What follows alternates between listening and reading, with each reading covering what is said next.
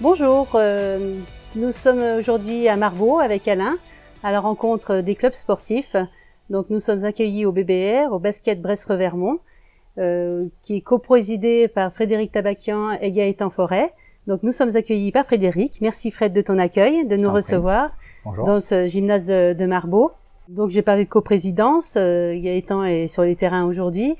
Est-ce que tu peux nous parler de ton club, de votre coprésidence justement, comment ça fonctionne, et puis donc du nombre de licenciés, à quel niveau vous jouez, voilà un peu l'histoire de votre club.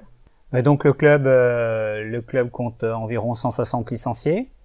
Nous sommes structurés avec plusieurs personnes en contrat salarié. Nous avons eu donc cette année deux personnes en formation en apprentissage en BPGEPS, et puis nous avons également une personne qui est en contrat à durée déterminée.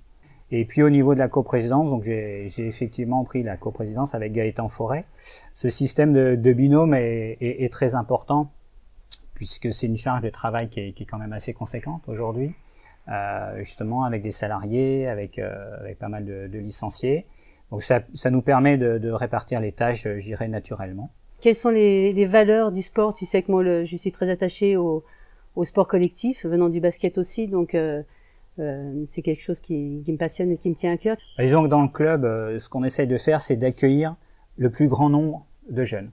Quel que soit le niveau, quelles que soient les raisons pour lesquelles les jeunes viennent chez nous, que ce soit pour un esprit de compétition, plaisir, pour être avec les copains, on est vraiment ouvert à tout le monde, on n'est surtout pas un club élitiste. Et le sport en club doit permettre effectivement de faire découvrir aux jeunes des valeurs comme l'engagement, la solidarité, le partage, et puis faire comprendre que comme dans toute organisation, groupe, il y a des règles, on a des droits, on a des devoirs, donc voilà, il faut venir aux entraînements si on veut jouer au match, voilà, il faut être solidaire avec l'équipe. Voilà, être là même quand on perd, apprendre de ses échecs, c'est vraiment une école de la vie, quoi. Oui, tout à fait. Tu sais qu'au département, on est attaché au sport aussi, donc on soutient bien entendu le sport de haut niveau parce qu'on a un département quand même approprié pour cela, notamment avec la JL au niveau du basket, mais on tient également à être près de nos clubs parce que c'est eux qui font vivre nos territoires. Quelles sont les relations que vous avez avec le département?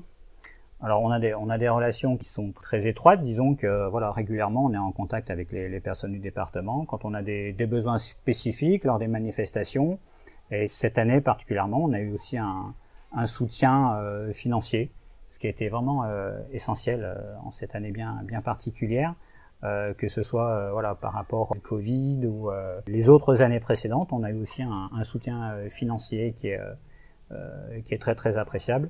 Et on sait aussi qu'on peut avoir des soutiens logistiques lors des différentes manifestations.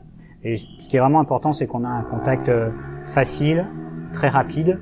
Voilà, on n'est pas obligé de passer par trop d'échelons pour obtenir nos réponses et que nos demandes soient satisfaites. Concernant cette crise Covid, justement, qui on espère va s'achever prochainement et que la prochaine saison pourra redémarrer correctement, est-ce que tu as des craintes justement sur cette nouvelle saison au niveau des licenciés? Est-ce que les jeunes seront présents? Est-ce que les seniors seront présents? Est-ce que tu sens déjà une tendance un peu difficile? Alors c'est vrai que cette année a été très très particulière. Nous, ce qu'on a essayé de faire au club, c'est de maintenir le plus possible le lien avec les joueurs et les joueuses. On a repris très tôt, dès que les conditions sanitaires le permettaient. Pour l'année prochaine, c'est vrai que pour l'ensemble des clubs, il y a une grosse crainte par rapport au nombre de licenciés. De notre côté, on a quand même une tendance qui est plutôt bonne pour le nombre de licenciés l'année prochaine. La crainte persiste quand même chez les seniors, où là je pense qu'on aura effectivement une baisse de nombre de licenciés. Après, c'est vrai que pour l'année prochaine, on a fait un choix très fort, très important, un choix financier, c'est de revoir le prix des licences et de prendre à notre charge en moyenne quasiment la moitié du prix de la licence. Pour les jeunes, pour les moins de 18 ans, Et pour tous les majeurs qui jouaient chez nous l'année dernière, donc que ce soit U20 majeur, les loisirs, mais également tous les seniors, on a décidé de faire la gratuité complète de la licence. Pour les jeunes, on a également, en plus de ce prix vraiment très très intéressant, on a un appui qui est très fort, puisque il y a une aide donc par le biais d'un chèque du département. En tout cas, dans notre club, on peut pas dire que le fait de ne pas faire de sport, c'est un problème d'argent. Oui, voilà, ça, c'est important. Il faut plus que ça soit une barrière. Il faut que ça soit, encore une fois, accessible au plus grand nombre. C'est ce que je disais tout à l'heure. Quel que soit le niveau, quelles que soient les capacités, les ambitions, on doit pouvoir accueillir le plus grand nombre. Ça, c'est essentiel. Juste pour ton information, justement, cette année, ce chèque jeune, donc, qui est remis aux collégiens, qui était d'une valeur totale de 100 €, il y aura un chèque supplémentaire de 20 € pour cette rentrée, qui sera justement pour les licenciés sportifs ou pour la culture selon leur choix. Donc tu vois l'avenir plutôt positivement pour cette saison. Oui, je pense que ce qu'il faut d'ici la rentrée, c'est à nouveau maintenir le lien. On organise donc grâce au comité de l'Ain, qui est à l'origine de cette organisation, des matchs, des plateaux tout au long du mois de juin, tous les week-ends du mois de juin.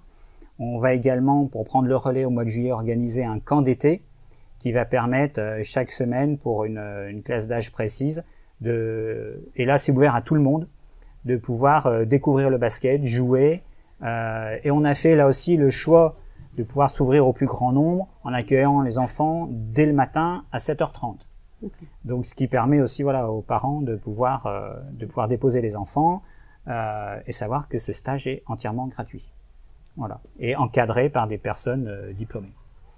Voilà. Et ça fait penser aussi à une manifestation qui devrait enfin avoir lieu cette année, qui oui, n'a pas eu lieu l'année passée. Si oui, tu oui. veux en parler un petit peu. Oui, bien sûr. Donc il s'agit de l'Infernal, qui est une course à obstacles qui est organisée à Marbeau en collaboration avec le club de foot de Marbeau. Donc effectivement, là aussi, ouvert au plus grand nombre. C'est une course qui n'est pas chronométrée, qui se passe évidemment en plein air. Donc on va effectivement l'organiser cette année exceptionnellement le 24 juillet.